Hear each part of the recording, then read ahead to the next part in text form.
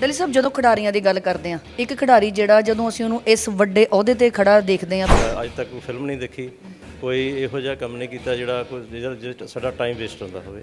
ਤੇ ਜਦੋਂ ਮੈਂ ਇਹ ਲਾਈਫ ਸ਼ੁਰੂ ਕੀਤੀ ਤਾਂ ਮੈਨੂੰ ਲੱਗਾ ਵੀ ਇੱਥੇ ਆ ਕੇ ਇੱਕ ਨਵੀਂ ਪੁਲਿਸ ਸ਼ੁਰੂ ਹੋ ਗਈ ਹੈ।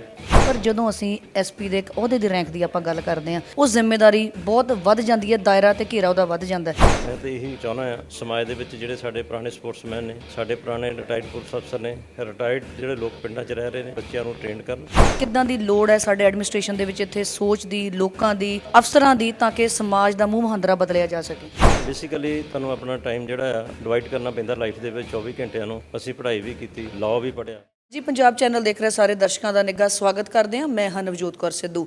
ਅੱਜ ਹਾਂਜੀ ਪੰਜਾਬ ਚੈਨਲ ਦੀ ਟੀਮ ਪਹੁੰਚੀ ਹੈ ਇੱਕ ਇਦਾਂ ਦੀ ਪ੍ਰੇਰਨਾ ਸਰੋਤ ਕਹਾਣੀ ਦੇ ਕੋਲ। ਜਦੋਂ ਅਸੀਂ ਗੱਲ ਕਰਦੇ ਹਾਂ ਇੱਕ ਖਿਡਾਰੀ ਦੀ ਜ਼ਿੰਦਗੀ ਦੀ, ਤਾਂ ਅਕਸਰ ਸਾਡੇ ਜ਼ਿੰਦਗੀ ਦੇ ਵਿੱਚ, ਸਾਡੇ ਜ਼ਿਹਨ ਦੇ ਵਿੱਚ ਇਹ ਗੱਲਾਂ ਆਉਂਦੀਆਂ ਨੇ ਕਿ ਖਿਡਾਰੀ ਦਾ ਕੰਮ ਹੈ ਸਿਰਫ ਗਰਾਊਂਡ ਤੱਕ ਸੀਮਿਤ ਹੋਣਾ, ਖੇਡਣਾ, ਕਸਰਤ ਕਰਨਾ, ਆਪਣੇ ਮੈਚ ਨੂੰ ਜਿੱਤਣਾ ਤੇ ਮੁੜ ਦੁਬਾਰਾ ਉਸੇ ਦੁਨੀਆ 'ਚ ਲੀਨ ਹੋ ਜਾਣਾ। ਪਰ ਉਹ ਖਿਡਾਰੀ ਦਾ ਭਵਿੱਖ ਇਸ ਗੱਲ 'ਤੇ ਨਿਰਭਰ ਕਰਦਾ ਕਿ ਉਹ ਖਿਡਾਰੀ ਖੇਡਣ ਦੇ ਨਾਲ ਨਾਲ ਹੋਰ ਸੋਚ ਆਪਣੀ ਕਿੱਦਾਂ ਦੀ ਰੱਖਦਾ, ਆਪਣੇ ਭਵਿੱਖ ਬਾਰੇ ਕਿੱਦਾਂ ਦਾ ਸੋਚ ਰਿਹਾ, ਸਿੱਖਿਆ ਕਿੱਦਾਂ ਦੀ ਲੈ ਰਿਹਾ, ਸਾਡੇ ਲਈ ਕਿਸ ਤਰ੍ਹਾਂ ਪ੍ਰੇਰਨਾ ਸਰੋਤ ਬਣ ਰਿਹਾ। ਸੋ ਇਸ ਤਰ੍ਹਾਂ ਦੀ ਪ੍ਰੇਰਨਾ ਸਰੋਤ ਕਹਾਣੀ ਜ਼ਿਲ੍ਹਾ ਕਪੂਰਥਲਾ ਦੇ ਨਾਲ ਜੁੜੀ ਹੋਈ ਹੈ। ਪਹੁੰਚੇ ਅਸੀਂ ਦਵਿੰਦਰ ਸਿੰਘ ਡੱਲੀ ਜੀ ਕੋਲ, ਮਾਣਯੋਗ ਐਸਪੀ ਸਾਹਿਬ ਕਪੂਰਥਲਾ, ਜਿਨ੍ਹਾਂ ਨੇ ਖੇਡਾਂ ਦੀ ਦੁਨੀਆ ਤੋਂ ਆਪਣਾ ਸਫ਼ਰ ਸ਼ੁਰੂ ਕੀਤਾ। ਅੰਤਰਰਾਸ਼ਟਰੀ ਕਬੱਡੀ ਖਿਡਾਰੀ ਰਹੇ, ਇੱਕ ਸਿਪਾਹੀ ਦੇ ਤੌਰ ਤੇ ਭਰਤੀ ਹੋਏ ਪੁਲਿਸ ਵਿਭਾਗ ਦੇ ਵਿੱਚ ਤੇ ਬਤੌਰ ਐਸਪੀ ਕੰਮ ਕਰ ਰਹੇ ਨੇ। ਕਿਵੇਂ ਨੌਜਵਾਨਾਂ ਲਈ ਪ੍ਰੇਰਨਾ ਸਰੋਤ ਬਣੇ ਹੋਏ ਨੇ, ਖਿਡਾਰੀਆਂ ਲਈ ਖਾਸ ਕਰਕੇ ਕੀ ਪ੍ਰੇਰਨਾ ਹੈ, ਅੱਜ ਇਸ ਕਹਾਣੀ ਦੇ ਵਿੱਚੋਂ ਇਸ ਬਾਰੇ ਗੱਲਬਾਤ ਕਰਾਂਗੇ ਤੇ ਮਿਲਵਾਉਂਦੇ ਆ ਤੁਹਾਨੂੰ ਡੱਲੀ ਸਾਹਿਬ ਹੁਣਾਂ ਨਾਲ। ਡੱਲੀ ਜੀ ਸਟੂਡੀਓ ਦੇ ਵਿੱਚ ਤੇ ਚੈਨਲ ਤੇ ਬਹੁਤ ਬਹੁਤ ਸਵਾਗਤ ਕਰਦੇ ਆ ਜੀ। ਬਹੁਤ ਧੰਨਵਾਦ ਜੀ, ਤੁਸੀਂ ਆਪਣਾ ਚੈਨਲ ਲੈ ਕੇ ਆਏ। ਔਰ ਸਭ ਤੋਂ ਵੱਡਾ ਧੰਨਵਾਦ ਹੈ ਸਾਡੇ ਭੰਗੂ ਸਾਹਿਬ ਦਾ, ਜਿਨ੍ਹਾਂ ਨੇ ਸਪੋਰਟਸਮੈਨਾਂ ਵਾਸਤੇ ਐਡੀ ਵੱਡੀ ਸੋਚ ਰੱਖੀ ਹੈ। ਜੀ ਡੱਲੀ ਸਾਹਿਬ ਜਦੋਂ ਖਿਡਾਰੀਆਂ ਦੀ ਗੱਲ ਕਰਦੇ ਆ ਇੱਕ ਖਿਡਾਰੀ ਜਿਹੜਾ ਜਦੋਂ ਅਸੀਂ ਉਹਨੂੰ ਇਸ ਵੱਡੇ ਅਹੁਦੇ ਤੇ ਖੜਾ ਦੇਖਦੇ ਆ, ਬੈਠਿਆ ਦੇਖਦੇ ਆ, ਕੰਮ ਕਰਦਿਆਂ ਦੇਖਦੇ ਤੇ ਸਾਡਾ ਵੀ ਮਾਣ ਜਿਹੜਾ ਦੁੱਗਣਾ ਹੋ ਜਾਂਦਾ। ਡੱਲੀ ਸਾਹਿਬ ਦਾ ਸਫ਼ਰ ਕਿੱਥੋਂ ਸ਼ੁਰੂ ਹੁੰਦਾ, ਜਨਮ ਕਿੱਥੇ ਹੋਇਆ, ਖੇਡਾਂ ਦੀ ਚਿਣਗ ਤੇ ਉਸ ਤੋਂ ਬਾਅਦ ਐਸਪੀ ਬਣਨ ਦਾ ਸਫ਼ਰ? ਮੇਰਾ ਜਨਮ ਪਿੰਡ ਡੱਲੀ ਵਿੱਚ ਹੋਇਆ ਜੀ। ਔਰ ਮੈਂ ਵੱਖ-ਵੱਖ ਸਕੂਲਾਂ ਵਿੱਚੋਂ ਬਨਪਾਲਕਾ ਸਕੂਲ, ਫਿਰ ਮੈਂ ਫਗਵਾੜੇ ਸਾਨੀ ਸਕੂਲ, 5 ਸਟਾਰ ਸਕੂਲ ਤੇ ਫਗਵਾੜੇ ਰਾਮਗੜੀਆ ਤੱਕ ਮੈਂ ਪੜ੍ਹਿਆ। ਉਸ ਤੋਂ ਬਾਅਦ ਮੈਂ ਪੁਲਿਸ ਜੁਆਇਨ ਕੀਤੀ ਔਰ ਉੱਥੋਂ ਹੀ ਮੈਂ 8ਵੀਂ ਕਲਾਸ 'ਚੋਂ ਕਬੱਡੀ ਦੇ ਟੌਪ ਪਲੇਅਰਾਂ ਵਿੱਚ ਆਉਣ ਲੱਗ ਪਿਆ ਸੀਗਾ। ਉਹੀ ਝਟਕ ਜਿਹੜੀ ਸੀਗੀ ਮੈਨੂੰ ਅੱਜ ਐਸਪੀ ਅਹੁਦੇ ਤੱਕ ਲੈ ਕੇ ਆਈ। ਡੱਲੀ ਸਾਹਿਬ ਕਦੇ ਇੱਦਾਂ ਜ਼ਿਹਨ ਦੇ ਵਿੱਚ ਆਇਆ ਸੀ ਜਾਂ ਮਾਪਿਆਂ ਦੇ ਵੱਲੋਂ ਸੀਗੀ ਗੱਲ ਇੱਦਾਂ ਦੀ, ਕਦੀ ਸੋਚਿਆ ਸੀਗਾ ਕਿ ਇੱਥੋਂ ਤੱਕ ਦੇ ਸਫ਼ਰ ਜਿਹੜਾ ਐਸਪੀ ਦਾ ਸਫ਼ਰ ਤੈਅ ਹੋਏਗਾ, ਕਿ ਉਦੋਂ ਲੱਗਦਾ ਸੀ ਕਿ ਖੇਡਾਂ ਦੀ ਦੁਨੀਆ ਦੇ ਵਿੱਚ ਹੀ ਕਿਤੇ ਅੱਗੇ ਪਹੁੰਚਣਾ ਹੈ ਮੈਂ? ਉਸ ਵੇਲੇ ਤੱਕ ਇੱਕ ਚੰਗਾ ਸਪੋਰਟਸਮੈਨ ਹੋਣਾ ਹੀ ਆਪਣੇ ਆਪ ਵਿੱਚ ਇੱਕ ਸਾਡਾ ਕੀ ਕਹਿੰਦੇ ਜਨੂਨ ਸੀਗਾ। ਠੀਕ ਹੈ ਜੀ। ਔਰ ਐਕਸਰਸਾਈਜ਼ ਕਰਨੀ, ਸੌਣਾ, ਔਰ ਇਸ ਤੋਂ ਇਲਾਵਾ ਕੋਈ ਅੱਜ ਤੱਕ ਕੋਈ ਫਿਲਮ ਨਹੀਂ ਦੇਖੀ, ਕੋਈ ਇਹੋ ਜਿਹਾ ਕੰਮ ਨਹੀਂ ਕੀਤਾ ਜਿਹੜਾ ਕੋਈ ਜਿਹਦੇ ਸਾਡਾ ਟਾਈਮ ਵੇਸਟ ਹੁੰਦਾ ਹੋਵੇ। ਸਾਰਾ ਟਾਈਮ ਸਪੋਰਟਸ ਨੂੰ ਦਿੱਤਾ ਔਰ ਭਗਤੀ ਕੀਤੀ। ਭਗਤੀ ਤੋਂ ਬਾਅਦ ਜਦੋਂ ਅਸੀਂ ਸਪੋਰਟ ਛੱਡਣ 'ਤੇ ਆਏ ਤਾਂ ਫਿਰ ਸਾਨੂੰ ਰੈਂਕ ਮਿਲ ਗਏ, ਸਬ ਇੰਸਪੈਕਟਰ ਬਣ ਗਏ, ਇੰਸਪੈਕਟਰ ਬਣ ਗਏ। 94 ਦੇ ਵਿੱਚ ਛੱਡ ਕੇ ਫਿਰ ਮੇਰੀ ਪਹਿਲੀ ਪੋਸਟਿੰਗ ਲੁਧਿਆਣੇ ਹੋਈ ਅਤੇ ਉਸ ਪੋਸਟਿੰਗ ਵਿੱਚ ਜਾ ਕੇ ਮੈਨੂੰ ਲੱਗਾ ਵੀ ਜੇ ਮੈਂ ਪੁਲਿਸ 'ਚ ਜੋਬ ਕੀਤੀ, ਸਪੋਰਟਸ ਚੰਗੀ ਕੀਤੀ ਆ, ਇੰਡੀਆ ਲੈਵਲ ਤੱਕ ਮੈਂ ਖੇਡਿਆ ਔਰ ਕਈ ਗੋਲਡ ਮੈਡਲ ਜਿੱਤੇ ਆ ਔਰ ਲਾਈਫ ਟਾਈਮ ਅਚੀਵਮੈਂਟ ਅਵਾਰਡ ਮੈਨੂੰ ਸਰਕਾਰ ਵੱਲੋਂ ਮਿਲਿਆ ਹੋਇਆ ਔਰ ਕਈ ਤਰ੍ਹਾਂ ਦੇ ਹੋਰ ਅਵਾਰਡ ਮੈਂ ਜਿੱਤ ਚੁੱਕਾ।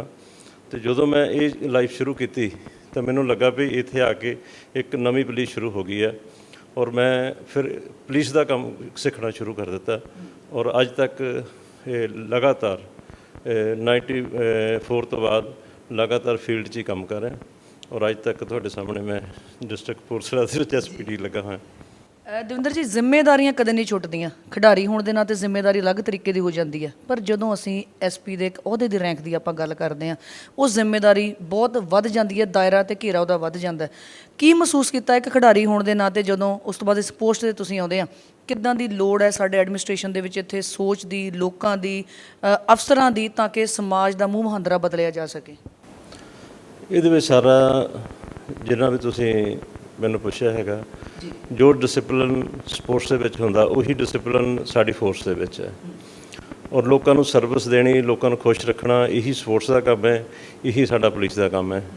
ਲੇਕਿਨ ਸਪੋਰਟਸ ਦਾ ਤਾਂ ਪੁਲਿਸ ਦਾ ਰਲਦਾ ਮਿਲਦਾ ਹੀ ਸਾਰਾ ਕੁਛ ਹੈਗਾ। ਇੱਥੇ ਸਾਡੇ ਕੋਲ ਲੋਕ ਆਉਂਦੇ ਨੇ, ਬੜੇ ਦੁਖੀ ਆਉਂਦੇ ਨੇ। ਤਾਂ ਸਾਡੇ ਮਨ ਦੇ ਵਿੱਚ ਇਹੀ ਹੁੰਦਾ ਵੀ ਇਹ ਵਿਚਾਰਿਆਂ ਨੂੰ ਕਿਸੇ ਤਰ੍ਹਾਂ ਅਸੀਂ ਇਹਨਾਂ ਦਾ ਦੁੱਖ ਦੂਰ ਕਰ ਸਕੀਏ। ਜਿਹੜੇ ਲਾਅ ਤੋਂ ਇਲਾਵਾ ਜਿਹੜੀ ਸਾਡੀਆਂ ਐਫਰਟਸ ਹੁੰਦੀਆਂ ਨੇ ਉਹ ਇਹੀ ਹੁੰਦੀਆਂ ਨੇ ਵੀ ਇਹਨਾਂ ਦਾ ਕੋਈ ਰਾਜੀਨਾਮਾ ਹੋ ਜਾਏ, ਇਹ ਘਰ ਵਾਪਸੀ ਕਰ ਲੈਣ, ਕੋਰਟਾਂ ਤੱਕ ਨਾ ਜਾਣ। ਜੀ, ਪੇਸ਼ੈਂਸ ਬਹੁਤ ਜ਼ਰੂਰੀ ਹੈ ਜਦੋਂ ਅਸੀਂ ਇਸ ਅਹੁਦੇ ਦੀ ਗੱਲ ਕਰਦੇ ਹਾਂ, ਕਿਉਂਕਿ ਅਸੀਂ ਜਦੋਂ ਤੋਂ ਆਏ ਹਾਂ ਅਸੀਂ ਤੁਹਾਨੂੰ ਤਕਰੀਬਨ ਲਗਾਤਾਰ ਇਸ ਤੇ ਆਬਜ਼ਰਵੇਸ਼ਨ ਸਾਡੀ ਚੱਲ ਰਹੀ ਹੈ ਕਿ ਹਰ ਇੱਕ ਬੰਦੇ ਦੀ ਆਪਣੀ ਸਮੱਸਿਆ, ਪਰ ਬਤੌਰ ਅਫਸਰ ਜਿਹੜੀ ਕਿ ਪੇਸ਼ੈਂਸ ਹੈ ਉਹ ਬਹੁਤ ਜ਼ਰੂਰੀ ਹੈ। ਕਿ ਇਹ ਵੀ ਚੀਜ਼ ਸਾਨੂੰ ਖੇਡਾਂ ਤੋਂ ਸਿੱਖਣ ਨੂੰ ਮਿਲਦੀ ਹੈ, ਜਾਂ ਸਮੇਂ ਦੇ ਨਾਲ ਜਿੱਦਾਂ ਤੁਸੀਂ ਲੋਕਾਂ ਨੂੰ ਦੇਖਦੇ ਆ, ਮਿਲਦੇ ਆ, ਆਪਣੀ ਨੌਕਰੀ ਦਾ ਤਜਰਬਾ ਅੱਗੇ ਵੱਧਦਾ ਜਾਂਦਾ, ਉਹਦੇ ਨਾਲ ਇਹ ਚੀਜ਼ਾਂ ਆਉਂਦੀਆਂ ਜਾਂਦੀਆਂ ਨੇ? ਬੇਸਿਕਲੀ ਆਫਿਸਰ ਜਿਹੜੇ ਹੈਗੇ ਸਰਕਾਰ ਤੇ ਪਬਲਿਕ ਦੇ ਵਿੱਚ ਸ਼ੌਕਰ ਦਾ ਕੰਮ ਕਰਦੇ ਆ, ਤੇ ਜੇ ਅਸੀਂ ਘਬਰਾ ਜਾਵਾਂਗੇ ਜਾਂ ਅਸੀਂ ਆਪਣਾ ਟੈਂਪਰ ਲੂਜ਼ ਕਰਾਂਗੇ ਤੇ ਪਬਲਿਕ ਦੀ ਸੇਵਾ ਕਰਨੀ ਸਾਡੇ ਲਈ ਮੁਸ਼ਕਲ ਹੋ ਜਾਏਗੀ। ਸਰਕਾਰ ਦੀਆਂ ਜਿਹੜੀਆਂ ਪਾਲਿਸੀਜ਼ ਹੈਗੀਆਂ ਉਹ ਲੋਕਾਂ ਤੱਕ ਪਹੁੰਚਾਉਣਾ ਔਰ ਲੋਕਾਂ ਨੂੰ ਸਰਵਿਸ ਦੇਣੀ, ਇਹੀ ਸਾਡਾ ਮੇਨ ਕੰਮ ਹੈ। ਔਰ ਉਹ ਬੜੀ ਪਰਮਾਤਮਾ ਬੜੀ ਤਰੀਕੇ ਨਾਲ ਸਾਡੇ ਕੋਲ ਕਰਾ ਰਿਹਾ। ਐਸਪੀ ਸਾਹਿਬ, ਜਦੋਂ ਅਹੁਦਾ ਸੰਭਾਲਿਆ ਤੁਸੀਂ ਕਪੂਰਥਲਾ ਦੇ ਵਿੱਚ, ਕੀ ਹੁਣ ਏਜੰਡਾ ਇੱਥੇ ਕਪੂਰਥਲੇ ਦਾ, ਕਿੱਦਾਂ ਦੀਆਂ ਸਮੱਸਿਆਵਾਂ ਤੁਹਾਨੂੰ ਲੱਗਦਾ ਇੱਥੇ ਆ ਰਹੀਆਂ ਨੇ ਤੇ ਕਿਸ ਏਜੰਡੇ ਦੇ ਉੱਤੇ ਤੁਸੀਂ ਹੁਣ ਇੱਥੇ ਕੰਮ ਕਰ ਰਹੇ ਹੋ? ਐਸਪੀ ਸਾਹਿਬ ਸਰਦਾਰ ਨਵਜੀਤ ਸਿੰਘ ਬੈਂਸ IPS, ਇਹ ਵੀ ਹੁਣੇ ਪੋਸਟਡ ਹੋਏ ਨੇ, ਮਹੀਨਾ ਕੁ ਹੋਇਆ, 1 ਮਹੀਨਾ ਹੀ ਮੇਰੀ ਪੋਸਟਿੰਗ ਨੂੰ ਲਗਭਗ ਹੋਇਆ। ਤੋਂ ਸਾਡੇ DG ਸਾਹਿਬ ਵੀ ਸਰਦਾਰ ਗੌਰਵ ਯਾਦਵ ਜੀ IPS। ਸੋ ਇਹਨਾਂ ਦੇ ਜਿਹੜੇ ਆਦੇਸ਼ ਆ ਉਹ CM ਸਾਹਿਬ ਦੇ ਆਦੇਸ਼ ਆ, ਉਹਨਾਂ ਦੀ ਅਸੀਂ ਪਾਲਣਾ ਕਰ ਰਹੇ ਹਾਂ। ਨਸ਼ੇ ਨੂੰ, ਗੈਂਗਸਟਰ ਕਲਚਰ ਔਰ ਜਿਹੜੇ ਭੈੜੇ ਪੁਰਸ਼ ਆ ਉਹਨਾਂ ਦੇ ਖਿਲਾਫ ਅਸੀਂ ਲਗਾਤਾਰ ਦਿਨ ਰਾਤ ਕਰਕੇ ਲੱਗੇ ਹੋਏ ਹਾਂ।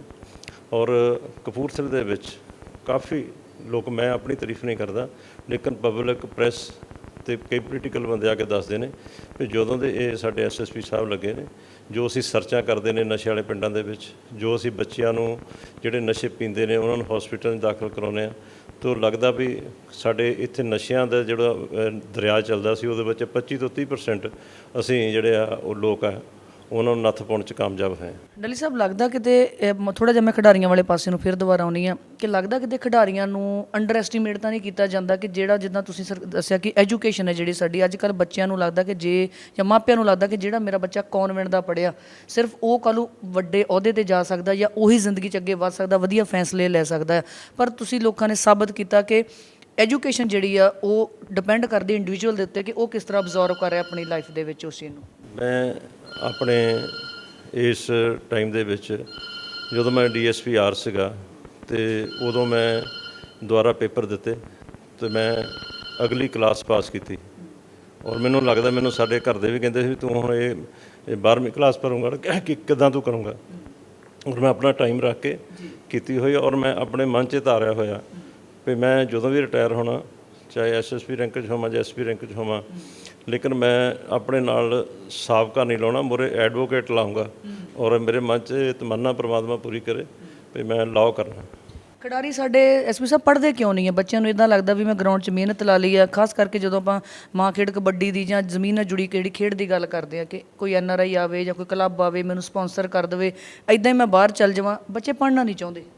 ਬੇਸਿਕਲੀ ਤੁਹਾਨੂੰ ਆਪਣਾ ਟਾਈਮ ਜਿਹੜਾ ਆ ਉਹਨੂੰ ਡਿਵਾਈਡ ਕਰਨਾ ਪੈਂਦਾ ਲਾਈਫ ਦੇ ਵਿੱਚ। 24 ਘੰਟਿਆਂ ਨੂੰ ਅਸੀਂ ਪੜ੍ਹਾਈ ਵੀ ਕੀਤੀ, ਆਪਣਾ ਲਾਅ ਵੀ ਪੜ੍ਹਿਆ। ਜਦੋਂ ਮੈਂ ਸਪੋਰਟਸ 'ਚ ਹੁੰਦਾ ਸੀ ਤਾਂ ਮੈਂ ਇੱਕ ਆਪਣੇ ਹੱਥ ਨਾਲ ਇੱਕ ਲਾਅ ਲਿਖਿਆ ਸੀਗਾ, IPC ਸੀ, CRPC ਸੀਗੀ ਸਾਰੀ, ਉਹ ਮੈਂ ਰਾਤ ਨੂੰ ਕਈ ਵਾਰੀ 2 ਵਜੇ ਉੱਠ ਕੇ ਤਾਂ 3 ਵਜੇ ਤੱਕ ਪੜ੍ਹਨਾ, ਜਿਹੜਾ ਫਿਰ ਮੈਨੂੰ ਜਦੋਂ ਮੈਂ ਫੀਲਡ 'ਚ ਆਇਆ ਤਾਂ ਮੇਰੇ ਉਹ ਸਾਰਾ ਕੰਮ ਆਇਆ ਅਤੇ ਟਿਪਸ ਤੇ ਮੇਰੇ ਉਦੋਂ ਯਾਦ ਸੀਗਾ ਸਾਰਾ, ਅਤੇ ਮੁੜ ਕੇ ਪ੍ਰੈਕਟੀਕਲੀ ਨੂੰ ਲਾਗੂ ਕਰਨਾ ਪਿਆ।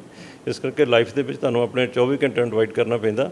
ਔਰ ਜੇ ਤੁਸੀਂ ਡਿਵਾਈਡ ਕਰਕੇ ਚੱਲਦੇ ਹੋ, ਮੈਨੇਜਮੈਂਟ ਕਰਕੇ ਚੱਲਦੇ ਹੋ, ਪਰਮਾਤਮਾ ਤੁਹਾਨੂੰ ਕੁਝ ਕਾਮਯਾਬੀ ਦਿੰਦਾ। ਯੂਥ ਲਈ ਕੀ ਸੰਦੇਸ਼ ਹੈ, ਜਿਹੜੇ ਖਿਡਾਰੀ ਆ ਖਾਸ ਕਰਕੇ ਜਾਂ ਅਦਰਵਾਈਜ਼ ਬੱਚੇ ਜਿਹੜਾ ਕੈਰੀਅਰ 'ਚ ਅੱਗੇ ਜਾਣਾ ਚਾਹੁੰਦੇ ਆ, ਕਿ ਸੋਚ ਫਸੀ ਹੋਈ ਹੈ ਦਿਮਾਗ ਦੇ ਵਿੱਚ ਕਿ ਸਾਨੂੰ ਮਹਿੰਗੇ ਸਕੂਲਾਂ ਦੀ ਐਜੂਕੇਸ਼ਨ ਚਾਹੀਦੀ ਹੈ ਜਾਂ ਫਿਰ ਮਾਹੌਲ ਬਹੁਤ ਵਧੀਆ ਚਾਹੀਦਾ, ਸਹੂਲਤਾਂ ਪੂਰੀਆਂ ਚਾਹੀਦੀਆਂ ਤਾਂ ਹੀ ਅਸੀਂ ਕਿਤੇ ਪਹੁੰਚ ਸਕਦੇ ਹਾਂ?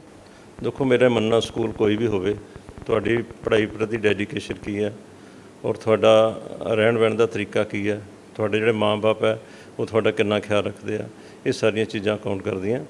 ਲੇਕਿਨ ਸਮਾਜ ਦੇ ਵਿੱਚ ਜਿਹੜਾ ਵੀ ਬੱਚਾ ਮਿਹਨਤ ਕਰਦਾ ਉਹ ਪਰਮਾਤਮਾ ਉਹਨੂੰ ਕਿਤੇ ਨਾ ਕਿਤੇ ਜ਼ਰੂਰ ਪਹੁੰਚਾਉਂਦਾ। ਮੈਂ ਤਾਂ ਇਹੀ ਚਾਹੁੰਦਾ ਹਾਂ ਸਮਾਜ ਦੇ ਵਿੱਚ ਜਿਹੜੇ ਸਾਡੇ ਪੁਰਾਣੇ ਸਪੋਰਟਸਮੈਨ ਨੇ, ਸਾਡੇ ਪੁਰਾਣੇ ਰਿਟਾਇਰਡ ਪੁਲਿਸ ਅਫਸਰ ਨੇ, ਰਿਟਾਇਰਡ ਜਿਹੜੇ ਲੋਕ ਪਿੰਡਾਂ 'ਚ ਰਹਿ ਰਹੇ ਨੇ, ਉਹਨਾਂ ਨੂੰ ਚਾਹੀਦਾ ਆਪਣੀ ਇੱਕ ਪਿੰਡ ਦੀ ਸੰਸਥਾ ਬਣਾਉਣ ਔਰ ਉੱਥੇ ਬੱਚਿਆਂ ਨੂੰ ਟ੍ਰੇਨ ਕਰਨ, ਨਸ਼ਿਆਂ ਤੋਂ ਦੂਰ ਕਰਨ ਔਰ ਜੇਕਰ ਕਿਤੇ ਵੀ ਸਾਡੇ ਕਪੂਰਥਲੇ ਜ਼ਿਲ੍ਹੇ 'ਚ ਸਾਡੀ ਲੋੜ ਪੈਂਦੀ ਆ, ਸਾਡੇ ਡੀਸੀ ਸਾਹਿਬ, ਸਾਡੇ ਐਸਐਸਪੀ ਸਾਹਿਬ, ਅਸੀਂ ਥੱਲੇ ਲੱਗੇ ਹੋਏ ਹਾਂ, ਅਸੀਂ ਹਮੇਸ਼ਾ ਉਹਨਾਂ ਨੂੰ ਤਤਪਰ ਰਹੀਦਾ। ਔਰ ਸਾਡੇ ਐਸਐਸਪੀ ਸਾਹਿਬ ਨੇ, ਸਾਡੇ ਪਵਿੱਤਰ ਸਿੰਘ ਕਬੱਡੀ ਦਾ ਪਲੇਅਰ ਆ, ਉਹ ਨਸ਼ੇ ਵਾਲੇ ਪਿੰਡਾਂ 'ਚ ਉਹਨੂੰ ਛੱਡਿਆ ਵੀ ਹੋਇਆ ਵੀ ਤੂੰ ਬੱਚਿਆਂ ਨੂੰ ਟ੍ਰੇਨ ਕਰੋ ਔਰ ਸਪੋਰਟਸ ਵਾਲ ਦੇ ਪਾਸੇ ਲੈ ਕੇ ਜਾਓ ਤਾਂ ਕਿ ਇਹ ਗਾਂਹ ਜਾ ਕੇ ਕੋਈ ਦੇਸ਼ ਦਾ ਨਾਂ ਰੋਸ਼ਨ ਕਰ ਸਕਣ। ਸਾਡੇ ਛੋਟੇ ਭਰਾ ਜਗਜੀਤ ਸਿੰਘ ਜੀ ਸਰੋਆ, ਉਹ ਵੀ ਆਪਣੀ ਅਕੈਡਮੀ ਚਲਾ ਰਹੇ ਨੇ ਰੈਸਲਿੰਗ ਦੀ, ਔਰ ਮੈਨੂੰ ਵੀ ਉਹਨੇ ਬੜਾ ਉਤਸ਼ਾਹਿਤ ਕੀਤਾ। ਔਰ ਮੈਂ ਵੀ ਇਹ ਸੋਚ ਰਿਹਾ ਵੀ ਮੈਂ ਭੋਗਪੁਰ ਦੇ ਵਿੱਚ ਇੱਕ ਨੈਸ਼ਨਲ ਸਟਾਈਲ ਕਬੱਡੀ ਦੀ ਅਕੈਡਮੀ ਬਾਰੇ ਅਸੀਂ ਵਿਚਾਰ ਕਰ ਰਹੇ ਹਾਂ। ਪਰਮਾਤਮਾ ਕਰੂਗਾ ਵੀ ਸ਼ਾਇਦ ਅਸੀਂ ਬੱਚਿਆਂ ਨੂੰ ਜਲਦੀ ਇਸ ਪਾਸੇ ਲੈ ਕੇ ਜਾਈਏ, ਕਿਉਂਕਿ ਜਿਹੜੇ ਸਰਕਲ ਸਟਾਈਲ ਦੇ ਮੁੰਡੇ ਨੇ ਉਹ ਆਮ ਨਸ਼ਿਆਂ 'ਚ ਗਲਤ ਹੋ ਜਾਂਦੇ ਨੇ। ਅਤੇ ਇਸ ਕਰਕੇ ਅਸੀਂ ਇਹ ਡਿਸੀਜਨ ਲਿਆ ਵੀ ਜਿੰਨੇ ਨੈਸ਼ਨਲ ਸਟਾਈਲ ਦੇ ਬੱਚੇ ਨੇ ਉੱਪਰ ਜਾਂਦੇ ਨੇ, ਕਲੱਬਾਂ 'ਚ ਜਾਂਦੇ ਨੇ, ਲੱਖਾਂ ਰੁਪਈਆ ਕਮਾ ਰਹੇ ਨੇ, ਤਾਂ ਜੋ ਜਿਹੜੇ ਬੱਚੇ ਛੋਟੀ ਪਨੀਰੀ ਨੂੰ ਤਿਆਰ ਕਰਕੇ ਇੰਡੀਆ ਲੈਵਲ ਤੱਕ ਭੇਜਣ ਦਾ ਪ੍ਰਯਾਸ ਕਰਨ ਦੀ ਕੋਸ਼ਿਸ਼ ਕਰ ਰਹੇ। ਸੋ ਇਹ ਸਨ ਦਵਿੰਦਰ ਸਿੰਘ ਡੱਲੀ ਜੀ, ਜਿਨ੍ਹਾਂ ਨੇ ਗੱਲ ਕੀਤੀ ਆਪਣੀ ਜ਼ਿੰਦਗੀ ਨਾਲ ਜੁੜੀ ਹੋਈ। ਬਤੌਰ ਐਸਪੀ ਕਪੂਰਥਲਾ ਕੰਮ ਕਰ ਰਹੇ ਨੇ, ਸਾਡੀ ਜ਼ਿੰਦਗੀ ਨੂੰ ਨਵੀਂ ਦਿਸ਼ਾ ਦੇਣ ਦੀ ਕੋਸ਼ਿਸ਼ ਕਰ ਰਹੇ ਨੇ। ਜਿੱਥੇ ਨਸ਼ਿਆਂ ਦੀ ਗੱਲ ਕਰਦੇ ਹਾਂ, ਸਮਾਜ ਦੇ ਵਿੱਚ ਕਰਪਸ਼ਨ ਦੀ ਇੱਥੇ ਗੱਲ ਕਰਦੇ ਹਾਂ, ਹਰ ਤਰੀਕੇ ਨਾਲ ਨਜਿੱਠਣ ਦੀ ਕੋਸ਼ਿਸ਼ ਇਹਨਾਂ ਵੱਲੋਂ ਕੀਤੀ ਜਾ ਰਹੀ ਹੈ। ਅਤੇ ਸ਼ਾਲਾ ਇਹਨਾਂ ਦੇ ਜਿੰਨੀਆਂ ਵੀ ਉਪਰਾਲੇ ਨੇ, ਇਹਨਾਂ ਦੀ ਸੋਚ ਇਸੇ ਤਰੀਕੇ ਦੇ ਨਾਲ ਉਹ ਸਿਰੇ ਚੜ੍ਹਦੀ ਜਾਵੇ ਅਤੇ ਇਹਨਾਂ ਦੇ ਜ਼ਿਲ੍ਹੇ ਦਾ ਮੂੰਹ ਮਹਾਂਦਰਾ ਉਹ ਬਦਲੇ ਅਤੇ ਨਾਲ ਸਾਡੇ ਸਮਾਜ ਨੂੰ ਇੱਕ ਨਵੀਂ ਪ੍ਰੇਰਨਾ ਮਿਲੇ। ਡੱਲੀ ਸਾਹਿਬ, ਚੈਨਲ 'ਤੇ ਗੱਲਬਾਤ ਕਰਨ ਲਈ ਬਹੁਤ ਬਹੁਤ ਧੰਨਵਾਦ। ਥੈਂਕ ਯੂ, ਤੁਹਾਡਾ ਧੰਨਵਾਦ। ਤੁਸੀਂ ਬੜਾ ਦੂਰੋਂ ਚੱਲ ਕੇ ਆਏ ਹੋ ਅਤੇ ਬਹੁਤ ਧੰਨਵਾਦ ਤੁਹਾਡਾ। ਥੈਂਕ ਯੂ ਜੀ।